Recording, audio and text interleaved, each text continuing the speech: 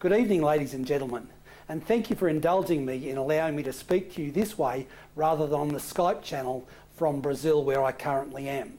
I'll be available on Skype after the presentation to allow you to speak to me and ask questions about the presentation. I hope that suits your purposes, but I think it would have been better than cancelling and moving the presentation. I'm in Brazil today, well actually tonight, in order to speak at an e-government conference that the Brazilian government has in place, and to speak about some of the things that we are doing as a whole of government arrangement in the area of digital government and service delivery. Most of that work is in the Digital Transformation Office, and some of you may have heard what the Digital Transformation Office is doing. My colleagues there, I think, are in for a very interesting and challenging time as we look to meet the government's requirements in the area of providing better service delivery and better customer experience for people in the digital government area. Back to our subject today. This is a presentation that I provided to an audience in Victoria a couple of months ago, and it's about the notion of how we apply governance standards to government ICT. I've chosen the topic title, Evaluate, Direct, Monitor, Elect, elect being in brackets, to pick up the main words, if you like, the main directions from the international standard ISO IEC 38500. This standard was reissued this year, updated, so there's now a version 38500 2015. It was first issued in 2008. And it was followed from a fast tracking of the Australian standard AS 8015, for which I and a number of other people in the IT community were co-authors. That standard was the first time that we had an educative standard for governance of corporate, or at that stage we called it corporate ICT. It's been through some very minor changes since then, but it is now a very strong standard, well accepted in the community. And I'll talk a little bit more as we move through the presentation about some of the other things that you might be able to see if you look at that standard and the work that we've done in this area. The scope of the presentation is shown on the slide that you can see now. I'll be talking a bit about the standard, why government is different. I'll then talk about the way that we fund new proposals in government, because this affects the way that we have to adapt the governance standard to fit with our work. I'll talk about some of the public sector governance arrangements that I think are useful, and then finally I'll touch, if you'll indulge me, on what it means to be an ICT professional. An audience such as I have tonight, full of ICT professionals, is an opportunity to expound some of the things that I think you might find valuable in this area. And if you don't, of course, I'm happy to take questions after the speech is concluded. I'll begin by looking at the standard. As I said, it began as the Australian standard AS 8015. A range of us worked on this standard over time. It's interesting when I think back on it, because at that stage I was at the bottom end of the standards world, if you like. I was looking up at the standards process and how things are put in place. Now, many people think that the government has a lot of bureaucracy, and it's true that it does. I happen to think that bureaucracy is the lifeblood of democracy, but I acknowledge that not everybody has the same opinion. Nevertheless, if you want to see real bureaucracy in action, you need to look at the standards process. The challenge is that what we have to do in the international standards area is take everybody's concerns into consideration. If you wanted to see democracy in action, really that's where democracy starts. The difficulties or the challenges of conducting discussions with a whole range of people, many of whom are much more literate in a linguistic sense than I might be, able to speak a range of languages. Luckily, this work for me is conducted in English. But to be conducting telephone hookups for a large number of people in the middle of the night, where the English isn't their first language, and often not even their second, gives you some idea of the challenges that we face in making sure we get the right sort of international standards. So although there is a lot of bureaucracy involved, progressing that way I think is very useful, and we get a really good product as a consequence. Now the standard talks about, in these 3 words, the things that the governing bodies of organisations should do.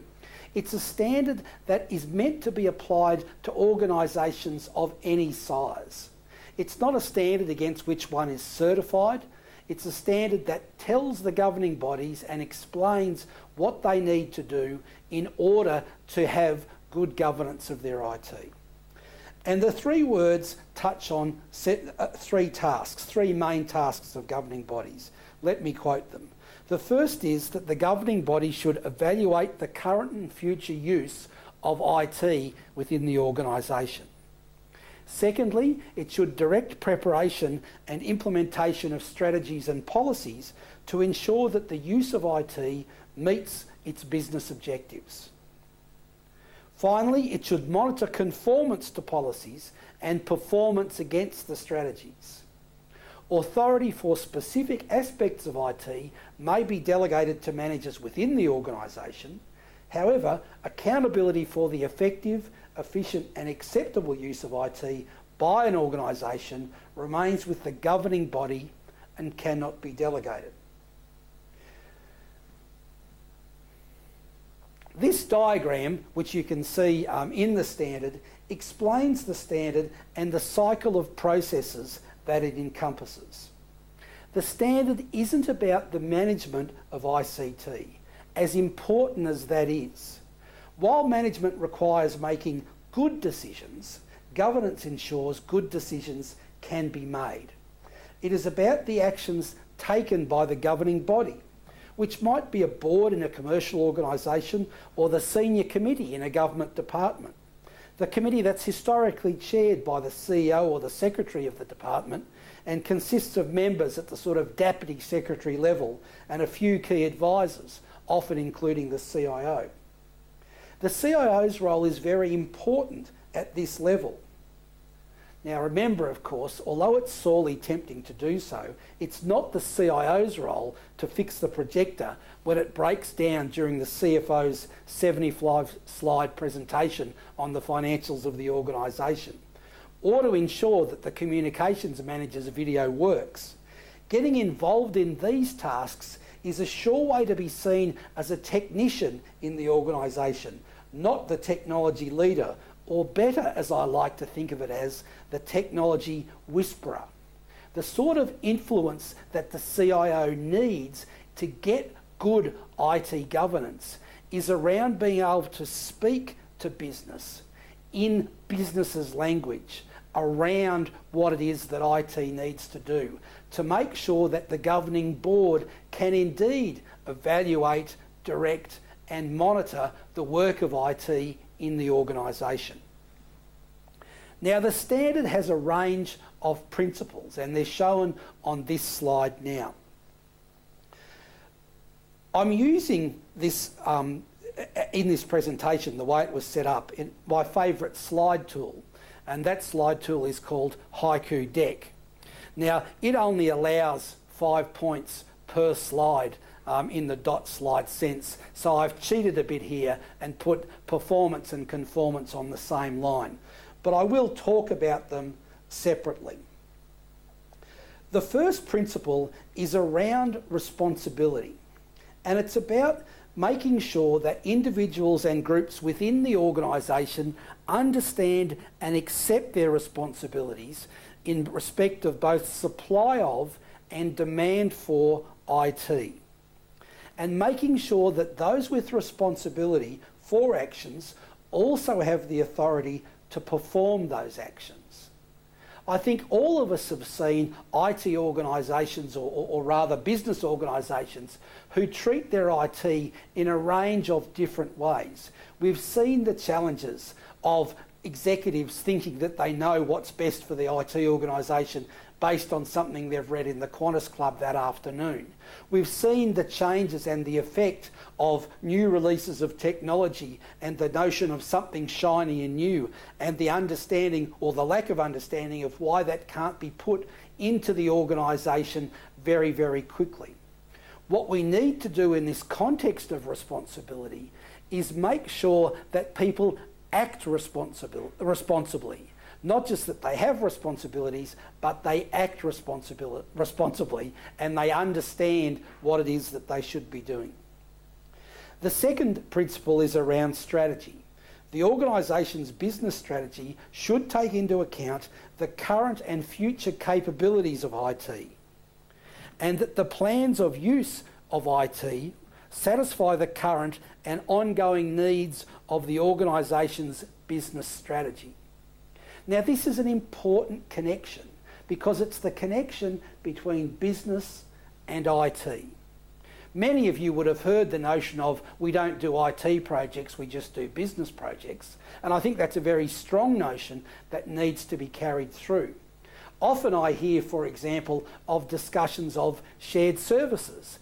And often the first thing I hear in a discussion about shared services in government is the notion that we should bring all the systems together, that we should put one iteration of a system in place. Now, that's a useful idea to a certain degree, but unless one does that as a consequence of first putting in place common business processes, you are almost guaranteed to get failure, because those sort of strategy decisions are as much or more about the business than they are about the IT, and linking those two together is a very important part of governance. Indeed, the CIO who embarks on shared services as a consequence of slamming systems together rather than addressing common business processes will soon find that there's an alternative explanation of the acronym. Career is over. Principle 3 is around acquisitions. IT acquisitions must be made for valid reasons on the basis of appropriate and ongoing analysis with clear and transparent decision making. There needs to be an appropriate balance between benefits, opportunities, costs and risks in both the short and long term. Now, it's a lot easier to say that than it is to necessarily do that.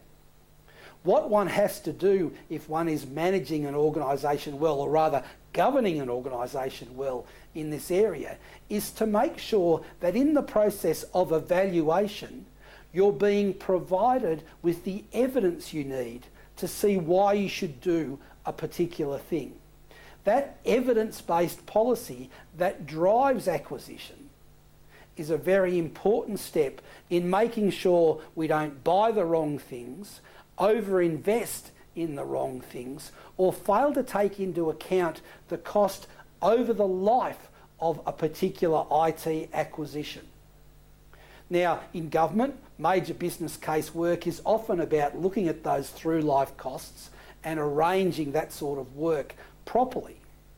But it's easy not to do that, to look at the short term and to make sure, if you think back to the diagram, how that circle of governance works, how that cycle of governance influences things, that this is a continuum of evaluation, direction and monitoring and evaluation again, moving round as we keep doing those things. That's what good governance is about.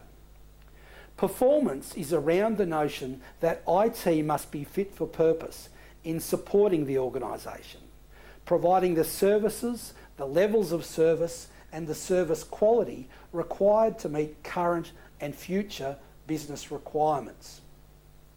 Now, this is important in the sense of knowing what it is that you want the IT to do. In a world where, for very good reasons, we are increasingly outsourcing or going to the cloud or using some second or maybe third-hand provider for some of our services, understanding that they're going to perform to the level that you want them to perform at is a critical part of making sure the organisation works. The business is going to have to make some decisions about what it wants the IT to do. I regularly have a discussion with business when looking at systems about what level of performance they need to be set at, and particularly the question of unscheduled outages. And people will say, well, I want this on 24/7, 365 days of the year. Now it's best to agree then and say, look, that's good, I understand that that's the need. You need to understand that that sort of 4 nines or 5 nines presentation of work, 99.999%, means that it's only going to be off 5 minutes or 5 and a bit minutes in an unscheduled time during the year. Now to get that, it's probably going to cost more than 8 times more than a system that's just on in normal operating hours. But that's okay if you want it. But remember, that 5 minutes of uncontrolled outage isn't going to be at a time of your choosing. It's going to be at 7:30 on budget night, because that's when the system is under load and that's when systems fail. And there's no amount of money that you can put in to stop that happening. So in assessing these performance targets in government, what we have to do is talk to people about this cost and benefit equation, about understanding what sort of outages we could actually handle. Now, it's increasingly different in a world where people are connected online in a mobile sense, at home, around the world, at any hours, to say that yes, you want some outage times. But the reality is that sometimes you're going to have to look at those to get performance that actually is affordable in most senses. But getting the performance right is an important thing that the governing body must set at its outset. Conformance is a little related to performance, in that what we must ensure is that IT complies with all mandatory legislation and regulations. Make sure that our policies and practices are clearly defined, implemented and enforced. Now, these are the sorts of things that we often see challenges with. The challenge of making sure we do our security accreditations, the challenge of making sure we keep up with patching, the challenge of making sure our online systems are accessible to people with disabilities. All those compliance mechanisms are required as part of our work, and the governing body is eventually going to be held responsible if the organisation somehow fails to do those things. So it's important that the governing body understands what it is that's required at the right level, and then that it makes sure that those systems are in place to ensure that that monitoring occurs of that conformance work. There are some very useful publications from ASD in the security sense here. The ISM Executive Guide manual is a very useful one for people at this higher level in the business to understand what it is that they need to do. And of course it just doesn't apply to government. And there are a range of other publications as well that can help with that. But understanding that with which we have to conform and monitoring the fact that conformance occurs is an important part of IT governance. Finally, human behaviour. IT policies, practices and decisions demonstrate respect for human behaviour, including the current and evolving needs of all the people in the process. When we started doing this work in the Australian standard almost, I think, 10 years ago now, probably more, I had some concerns about getting this particular principle right. But I've seen as a consequence of the work we've done since then that this really is important. And you see it much more today in a whole range of discussions about providing services from government to citizens and other stakeholders online. Making sure you've got that user experience is actually a lot more important than a whole range of other things. Indeed, one of the challenges that we're starting to cope with, I think, in the world of digital service delivery is some of the basic facts around how people look at government and what it is that they do about government. And I'll come back to that in a moment.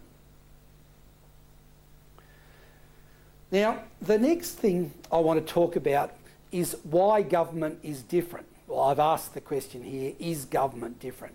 Now, you're probably guessing that my theory is yes, indeed it is. Let me look at the things that government is required to be. Good government is usually required to be transparent. Now, I want to use that in the physics sense, not in the sense of being able to see what's going on, but rather in the sense of being able to see through it. Government needs not to be in the way of transactions, particularly government IT needs not to be in the way of the citizen doing what it is that they want. We need to be able to look through the process, look through the IT and get straight to what we want. Transparency means we shouldn't be in the way of get in the way of providing services. Ministers don't want to hear that the systems can't take it, even if you deliver it in your best Scotty impersonation. We've got to make sure that this user experience, back to that human behaviour principle, is taken into account. Responsiveness. The three fastest bikes around are not Yamaha, Suzuki and Harley Davidson. They are the media cycle, the political cycle and the technology cycle. Staying in front of all three requires almost superhuman efforts at times. If you think about the way that people now expect things to change, all of you have probably got a smartphone in your pocket, and if you purchased that more than a year ago, there's probably at least one or perhaps two models that have been produced since then. That technology cycle moves very, very quickly. It means the operating system moves quite quickly. It means that the things we need to do around the operating system move quite quickly. We need to be aware of those things and respond to them. The media cycle is similarly a big pressure on us. 24/7 coverage, the availability of information on a whole range of things all the time means that we really have to make sure all the systems that we can provide get on top of that and cope with what it is. And of course, the political cycle, the speed at which services can be required to change as a consequence of political imperatives. That means that we need to really make sure the systems that we build can respond in a way that perhaps some other systems don't need to. It might be all right for some systems in some areas not to have to respond at those sorts of levels. There are obviously IT companies that aren't forever in the press, that don't have a gallery full of journalists looking to see what it is that they're doing. And some of those providers, some of those systems can take their time in responding. But in government, increasingly, we don't have that luxury.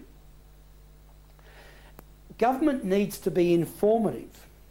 Government has an enormous amount of data, very large quantities of information, a significant quantum of knowledge, and even a bit of wisdom. And when things are needed, they're needed right now. We have to provide that information in a way that people can get to it quickly. We need to understand our systems so that they can meet the requirements of the business, the people that we're serving, in a way that is not only authoritative, but fast. We need to make sure that when we build information systems, those that process just information, that we do so in a way that makes sure if we're not sure about something, that is as obvious as the things we are sure about. So we need to take into account in providing this information, this data, the sensitivities to which it's subject and the challenges that might be made. All of those mean that we've got to provide a quite clever way of using that information, of providing those information systems. Cost effective. Obviously, we need to be cost effective in the fact that we're using taxpayers' money. The challenge for us is that in this area is the notion that we can always put more money into things. Well, we can't. But there's a balance here around efficiency as well. If you get to the stage, for example, I've had to deal with on occasion fixed price contracts. because we've needed to make sure that we control the price of a particular new IT initiative.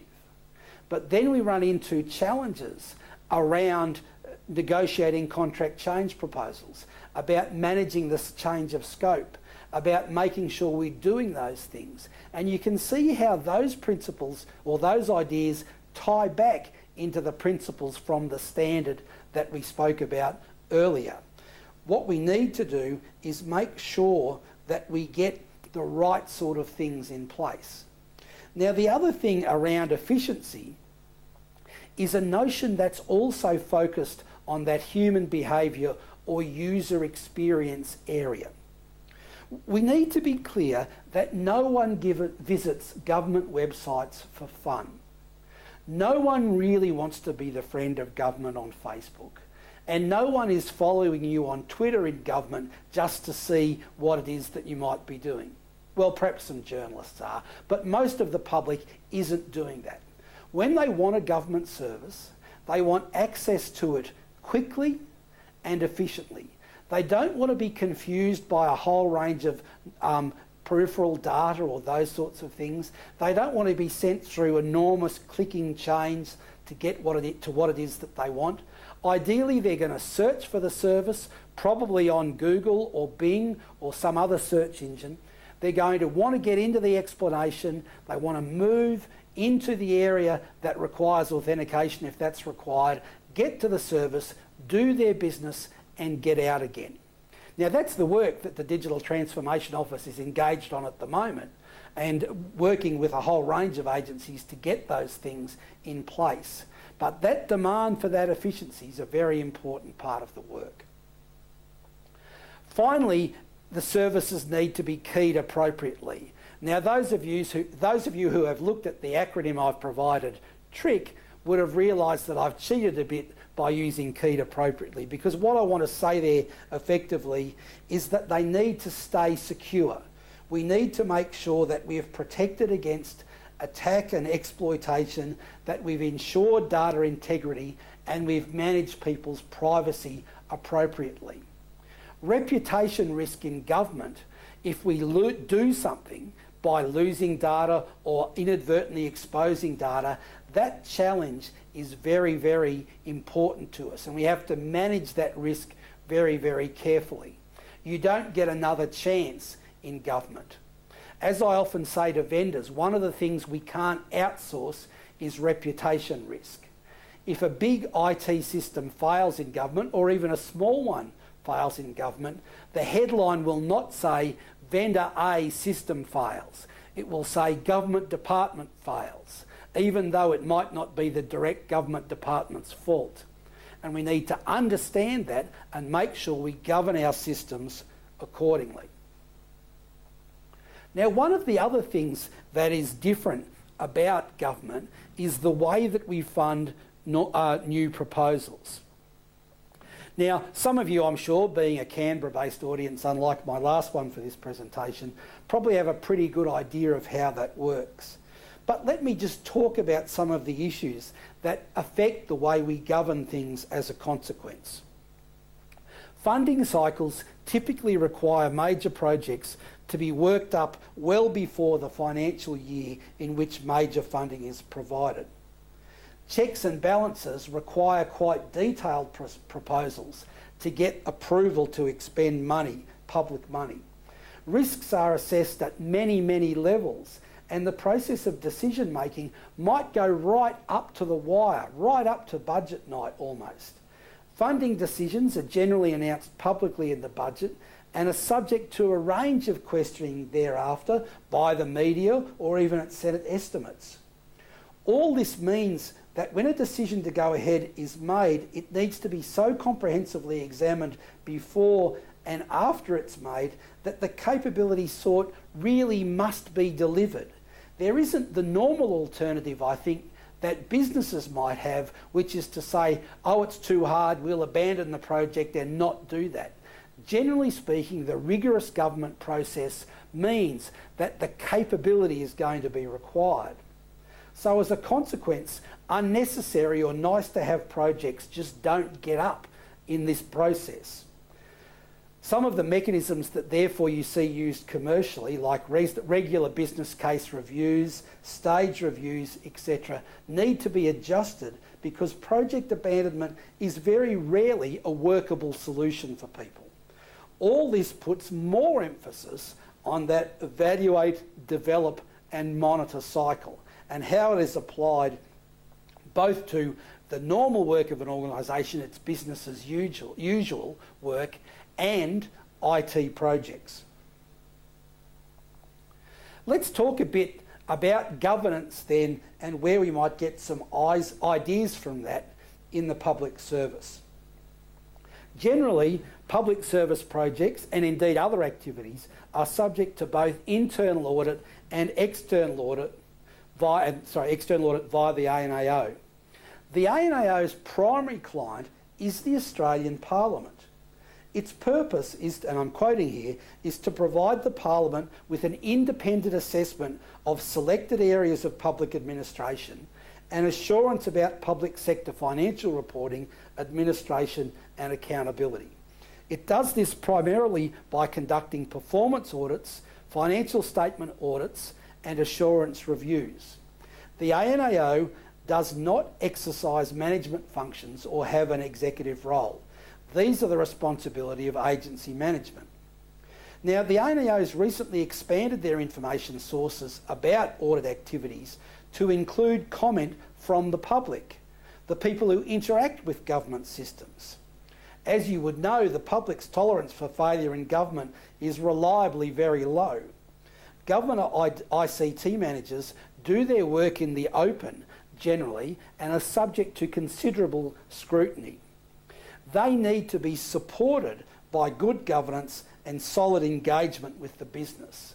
Now, there are a range of government resources that ANAO has about better public sector governance, and there are a range of other things that people might want to take into account when working through those things. Finance has a range of guides. Other agencies will have their standard procedures. So there's a powerful lot of information you can read about governing things in the public and in the public sector. And clearly it's important to do so to make sure we get the outcomes we want. The objectives of good governance are around understanding that most public sector entities receive public funding to achieve outcomes for government through the delivery of particular programs and services that are under their charters. In this context, as the ANAO guide explains, good governance usually focuses on two key requirements of public sector entities. Performance, and you might recall that from the other principles, that governance arrangements and practices are designed and operate to shape the entity's overall results, including the successful delivery of government programs and services. And also the other strand of this, accountability. Governance arrangements and practices are designed and operated to provide visibility of results to the entity's leadership, the government, the Parliament and the community, and to conform, there's the conformance word again, with applicable legislative and policy requirements as public expectations, as well as public expectations of openness, transparency and integrity. Good governance considers both performance and accountability within a risk management framework rather than trading one off against the other. I think there's a whole nother subject to be explored around risk management in the public sector. And there are also some good guides around that, both from finance and again from the ANAO. But there's probably more to it that I can run through tonight for you. It might be enough to be said, I think, to make sure that people understand that risk management is more than risk identification. Risk management is not about avoiding risks, but rather appreciating what they are and managing their effect on one's business. I'd like to conclude now by talking a little about what it means to be an ICT professional. I think all of us see that when we're talking about to IT people, they like to think of themselves as ICT professionals. But there are a range of things that being a professional means that sometimes I don't see reflected in the behaviour of ICT professionals.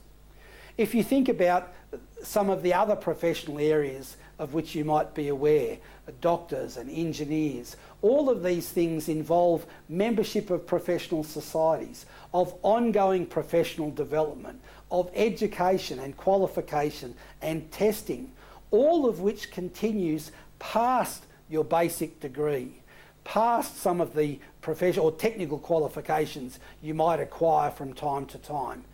Being a professional requires, I think, a career-long dedication to the subject. It requires us to exercise a degree of intellectual curiosity. Think back to the concept I spoke about before at the outset around the technology whisperer. How does one become a technology whisperer? One makes sure that one is sufficiently well read, sufficiently up with current changes, sufficiently across the effect of things at a relatively high level, that one understands the Gartner hype cycle and the peak of inflated expectations, the trough of disillusionment that follows it, that one can speak authoritatively with business about technology change. If you haven't built up that credibility as a technology professional as a consequence of your engagement with the business, when it comes to get the hard bits of governance done, you won't be very convincing.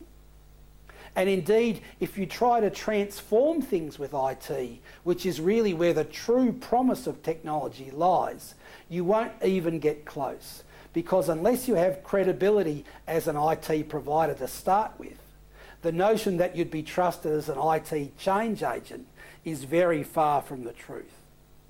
Consequently, if we want to be good IT professionals, if we want to cope with things like the consumerisation of technology, the attractions of business, of bring your own devices, the availability of cloud computing, the way that services can now be bought by government, by business, by anybody across the organisation, essentially on their credit card, means that we've really got to be very professional in our approach. We've got to be seen to be reliable, competent, well educated, well up with what things are occurring in the space.